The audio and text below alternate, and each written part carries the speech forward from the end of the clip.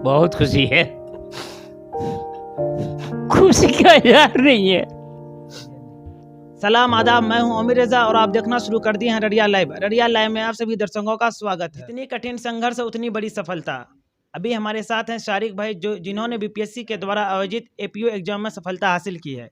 इससे जानेंगे कि ये एग्जाम कैसे देते हैं और एपीओ क्या होता है। सबसे पहले आपको रड़िया लाइव की पूरी टीम की ओर से बहुत बहुत मुबारक। मैं खुदा ताला का शुक्र अदा करता हूँ। सबसे पहले आप ये बताएं एपीओ क्या होता है और इसकी तैयारी कैसे की जाती है। एपीओ जो है उसका ये होता है असिस्टेंट प्रोसिक्यूशन ऑफिसर, उसको हिंदी में कहते हैं सहायक अभियोग पदाधिकारी। ये लॉ करने के बाद लॉ आप जब पास हो जाते हैं तो इसके बाद आपको बीपीएससी द्वारा ये एग्ज़ाम कंडक्ट करवाया जाता है। इसमें आपका फर्स्ट स्टेज होता है प्री, फिर उसके बाद होता है मेंस, फिर होता है इंटरव्यू। तो इसमें आपको लॉ का डिग्री ज़रूरी होता है। उसके बाद आप इसका जो मेन काम जो है उसका जो स्टेट को रिप्रेजेंट करता होता है, जो स्टेट के बिहाफ पे जस्टिस डिलीवर, जो समाज के लिए जो जस्टिस डिलीवरी सिस्टम में होता है उसको प्रोवाइड करता है समाज में।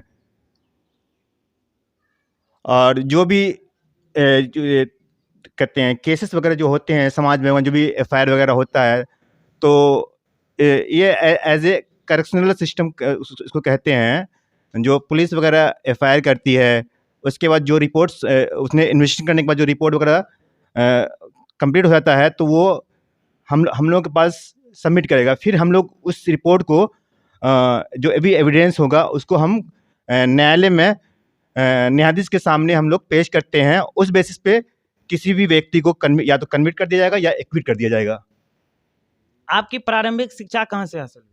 मेरी primary school career guide academy से हुई है, जो मैं 96 से 2000 तक मैं कैरियर गाइड एकेडमी में रकीब सर के अंडर में मैंने पढ़ाई की है। फिर उसके बाद उन्होंने ही एएमयू की तैयारी करवाया हमें, और फिर मैं 6 क्लास में मैं पास होकर फिर मैं एएमयू में मिंटो सर्किल में एडमिशन ले लिया। फिर जब मैंने 5 साल वहाँ से मैंने 10th किया, फिर उसके बाद फिर मैंने +2 वहीं एएमयू से किया। जैसे सीमांचल एक पिछड़ा क्षेत्र है, यहाँ पर गरीब मजदूर सब किस्म के लोग रहते हैं, उनको न्याय कैसे आप दिलाएंगे? जो मेन पर्पस होता है लीगल सिस्टम का टू डिलीवर जस्टिस, तो जो भी लोग हैं हमारे जो समाज में, जो गरीब लोग हैं, दबे कुचले लोग हैं, उनको हम लीगल अवेयरनेस, उनके अंदर हम लीगल अवेयरनेस का जो प्रोग्राम है वो करवाएंगे। और जो भी कमी, जो भी कहते हैं लीगल असिस्टेंस है, उनको हम प्रोवाइड करवाएंगे, और उसको हम समाज में न्याय दिलाने का पूरा काम करेंगे।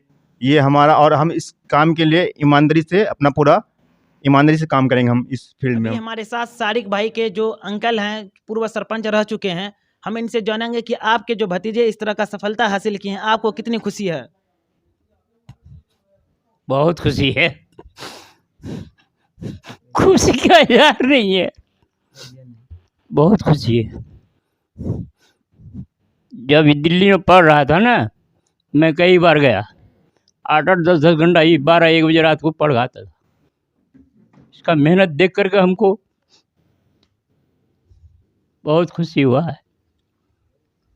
अभी हमारे साथ मौलाना खुर्शीद साहब हैं, जो कि शारिक भाई को बधाई देने के लिए आए थे। कितनी खुशी है आपको? अल्लाह का शुक्र है कि बहुत ही खुशी है, अल्हम्दुलिल्लाह।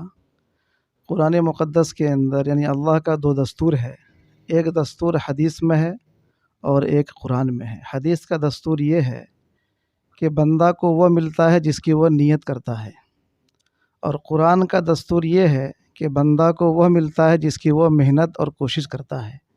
तो ये शारिक साहब जो है हदीस के एतबार से भी और कुरान के एतबार से भी दोनों पर अमल किए हैं, अल्लाह वहाँ तक पहुँचाया है। इसके अलावा जो भी इस दस्तूर पर चलेगा, अल्लाह उसको भी इज़्ज़त के चोटियों पर पहुँचाएगा। एक बार पुनः आपको रड़िया लाइव की टीम की ओर से मुबारक। बहुत बहुत शुक्रिया। अगर आप अभी तक रड़िया लाइव के यूट्यूब चैनल को सब्सक्राइब नहीं किए तो सब्सक्राइब कीजिए और फेसबुक पेज को फॉलो कीजिए। दीजिए इजाज़त, मिलते हैं फिर अगले किसी वीडियो में। तब तक के लिए धन्यवाद।